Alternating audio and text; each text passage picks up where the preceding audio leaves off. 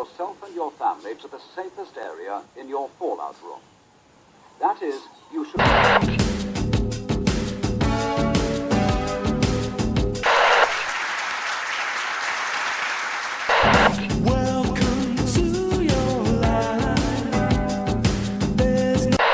You've probably sung along with this song 100 times, but did you ever stop to think about what it's really saying? It's about power, who has it, who doesn't, and how we're all caught in the middle. It sounds like a feel-good anthem, but underneath it's a quiet panic, a sense that everything is moving but nothing is in our control. It's not just unsettling, it's existential. This is Everybody Wants to Rule the World by Tears for Fears, and today we're taking a closer listen.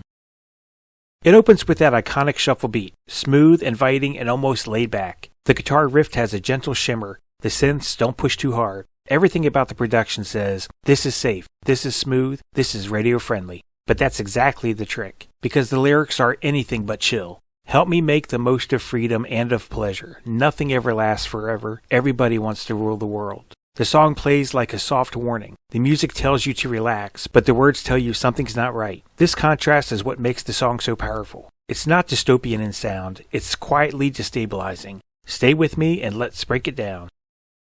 To understand this song, you have to understand the moment it came from. The Cold War was still raging. Reagan and Gorbachev, the doomsday clock. People were afraid of sudden endings. That's the atmosphere Everybody Wants to Rule the World was born into. Tears for Fears didn't write a protest song, they wrote a pressure song. Not about marching in the streets, but about the quiet panic of living under leaders obsessed with power and control, where peace was maintained by mutual assured destruction or MAD. The idea that if two opposing sides both have enough weapons to destroy each other, then neither side will actually use them, because doing so would guarantee their own destruction as well. It's the emotional backdrop playing underneath every beat, a world bracing for collapse.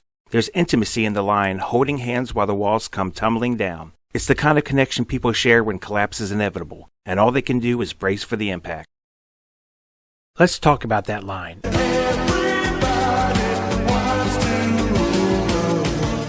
It sounds accusatory, but it's not aimed at one person.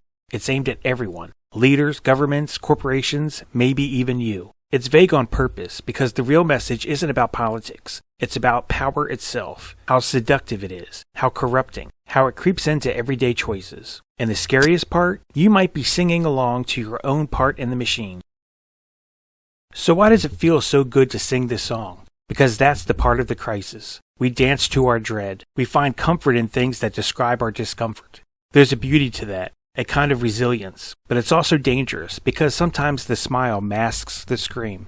Listen to this line again.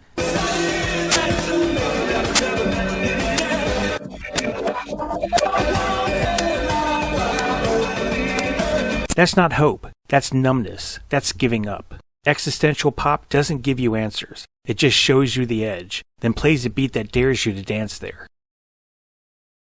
Musically, the song is a loop. The verses and chorus flow into each other like a cycle. No big climax, no resolution. That structure reflects the idea that these problems don't go away. They just repeat. The power struggles, the anxiety, the illusion of control. We live it over and over again, and the song knows that. That's why it fades out.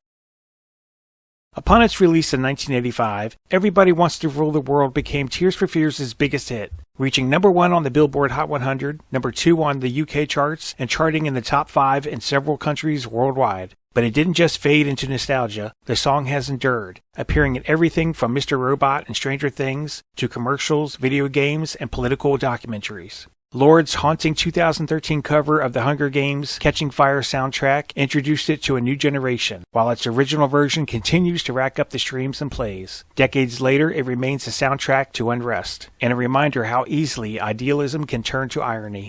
Everybody Wants to Rule the World wasn't just a catchy hit. It was a quiet rebellion, a warning, and a reflection. Tears for Fears didn't just write a song about power, they wrote a song about us, our wants, our fears, our illusions. So the next time you hear it in the background, remember, that voice in your head singing along might be more anxious than you think. If you enjoyed this breakdown, be sure to like, comment, and subscribe for more videos in the Closer Listen series. And as always, be in the moment.